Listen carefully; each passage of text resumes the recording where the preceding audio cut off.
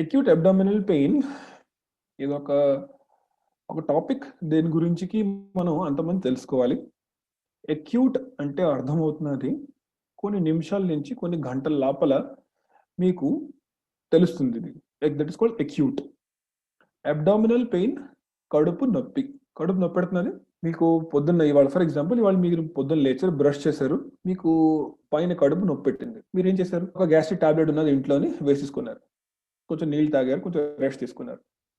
Still then ఆ abdominal అంటే ఆ కడుపు నొప్పి మీకు తగ్గలేదు. మీరు 1 అవర్ వెయిట్ చేస్తారు, 2 అవర్స్ వెయిట్ చేస్తారు, స్టిల్ దెన్ ఆ నొప్పి పెరుగుతుంది కానీ తగ్గట్లేదు. Then it comes under the category of acute abdominal pain. అర్థం ఏంటి? మనకి కడుపు నొప్పి వచ్చిన తర్వాత మన దగ్గర ఉన్న నాలెడ్జ్ తో పాటు, మన దగ్గర ఉన్న ముందర నుంచి మనకి డాక్టర్స్ ప్రిస్క్రైబ్ చేసిన మెడిసిన్స్ తో పాటు మనం తిన్నా కూడా మనకు ఆ పెయిన్ తగ్గపోతే మనం ఏంటి అనుకుంటామంటే మనం మళ్ళీ డాక్టర్ దగ్గరికి వెళ్ళి మనం కన్సల్టేషన్ చేసుకోవాలి, లేకపోతే ఈ పెయిన్ తగ్గట్లేదు. మనకి ఒక నాలెడ్జ్ ఎందుకు కావాలి అక్యూట్ అబ్డామినల్ పెయిన్ గురించి? ఎందుకు అంటే మనం నార్మల్ ఒక గ్యాస్ట్రైటిస్, అంతమంది కామన్ గా చెప్తున్న పదం గ్యాస్ట్రైటిస్, కానీ అన్ని అబ్డామినల్ పెయిన్స్ గ్యాస్ట్రైటిస్ అనుకోవడం చాలా హానికరం. ఎందుకు? ఒక్కొక్కసారి heart attack patients, MI patients కు కూడా అనుకుంటారు మనకు గ్యాస్ట్రైటిస్ అని.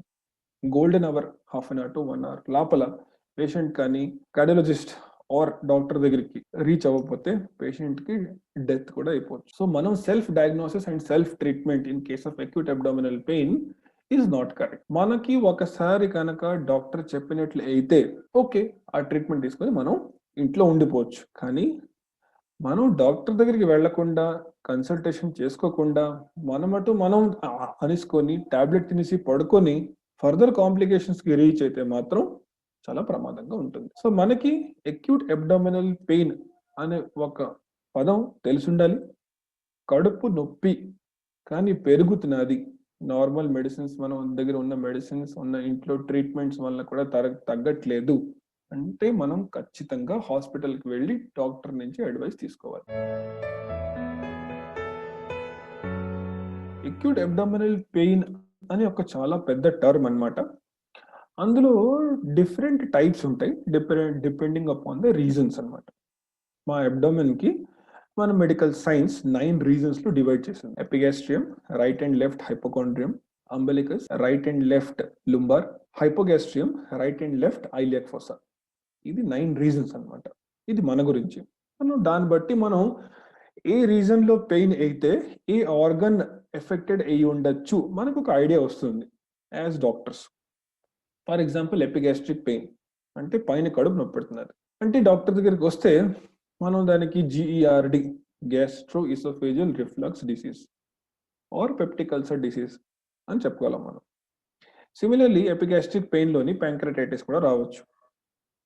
Pancreatitis patient for example is alcoholic అంటే మద్యపానం చేస్తున్నాడు, or patient is a female కానీ ఆల్కహాల్ తాగట్లేదు.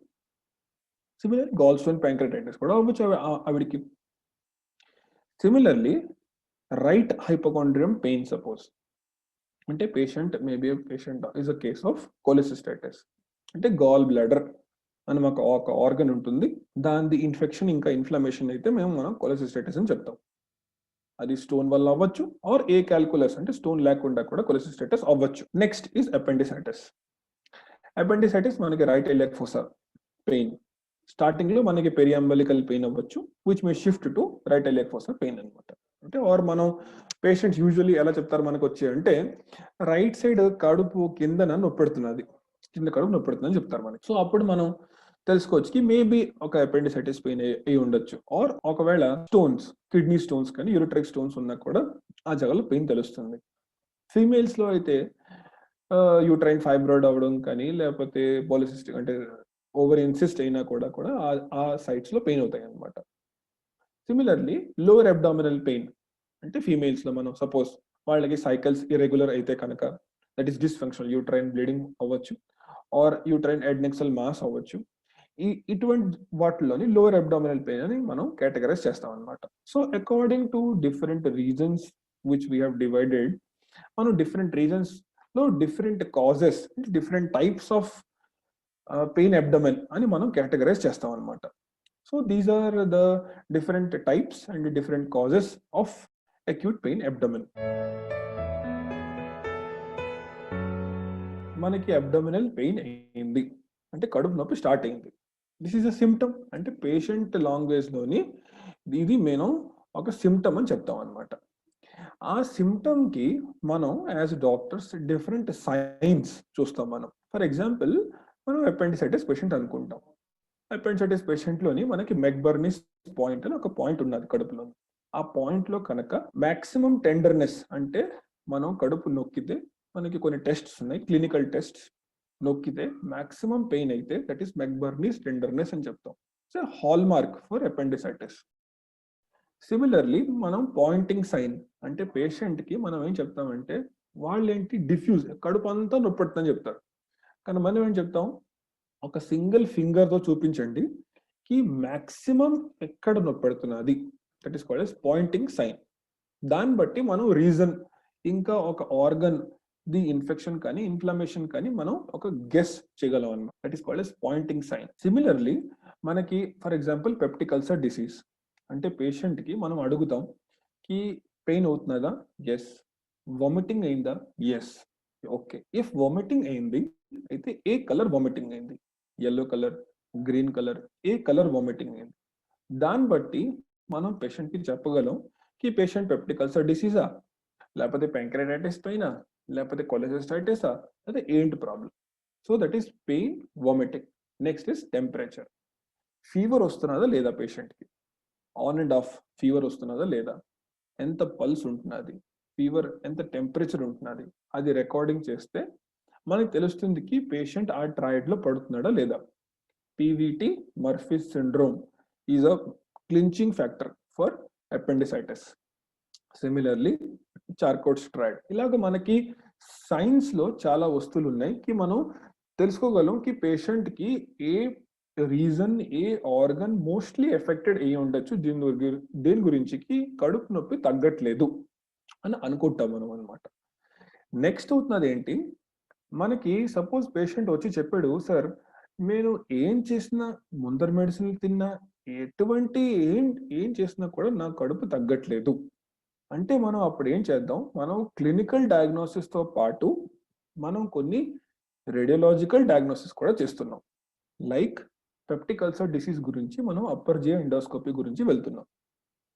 సిమిలర్లీ అదర్ అబ్డామినల్ అంటే కడుపు పెథాలజీస్ గురించి మనం ultrasound of abdomen and pelvis చేస్తున్నాం. చిన్నపిల్లడు అవని, ప్రెగ్నెంట్ అవని, ఫీమేల్ అవని, మేల్ అవని, ఓల్డ్ ఏజ్ అవని, ఎవరైనా కూడా మనం అల్ట్రాసౌండ్ చేయగలం. ఎందుకంటే this is non invasive, affordable and accessible. చాలా సేఫ్ ఇన్వెస్టిగేషన్, అన్ని ఏజ్ గ్రూప్స్, సెక్స్ అంతమందికి మనం ఇది చేయగలం. And it is one of the best modalities for any acute abdomen. Pancreatitis అయితే కనుక మనకి పెరెన్కైమల్ ఈకోటెక్స్చర్ కానీ ప్యాంక్రియాస్ ది ఈకోటెక్స్చర్ పెరెన్కైమా అని మనకి తెలుస్తుంది అనమాట. సిమిలర్లీ లివర్ అయితే ఎసైటిస్, హెపటోమెగలీ, లివర్ స్పాన్ తెలుస్తుంది.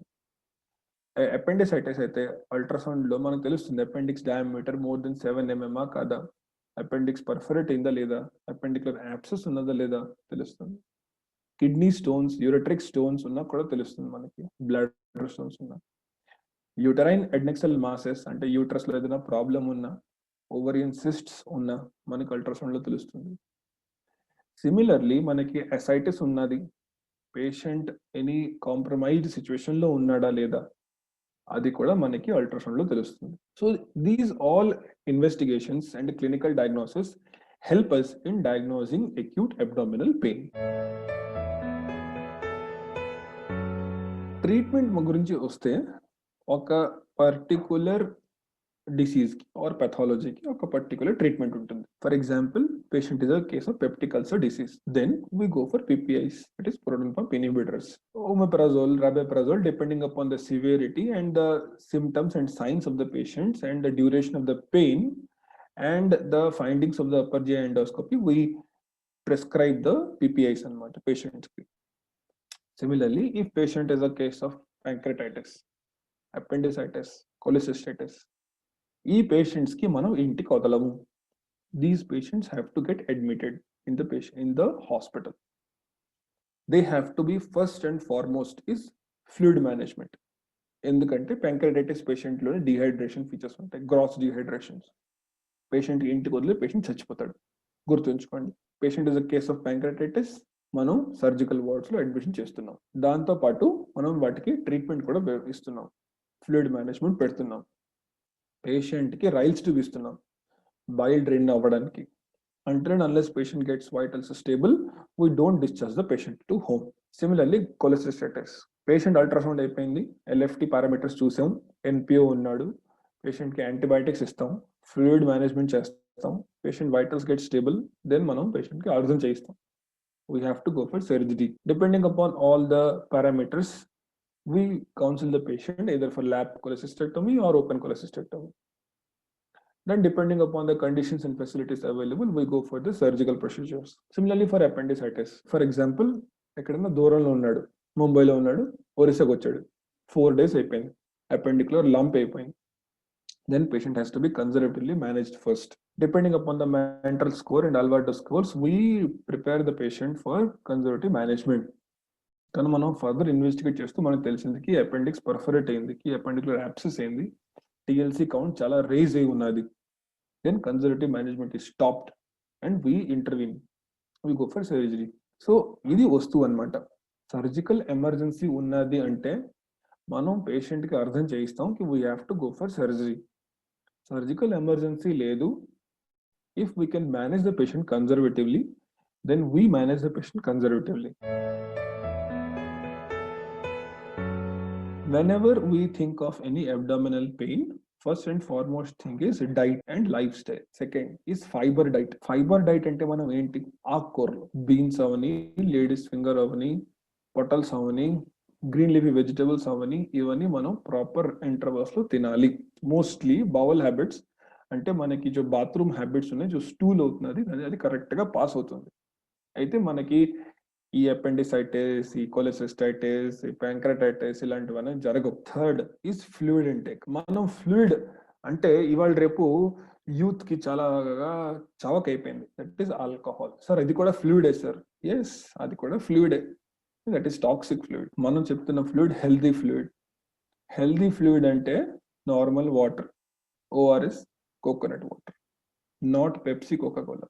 సో కైండ్లీ థింక్, ఫ్లూయిడ్ అంటే ఆల్కహాల్, పెప్సీ కోలా కాదు. ఫ్లూయిడ్ అంటే water, ORS and coconut water.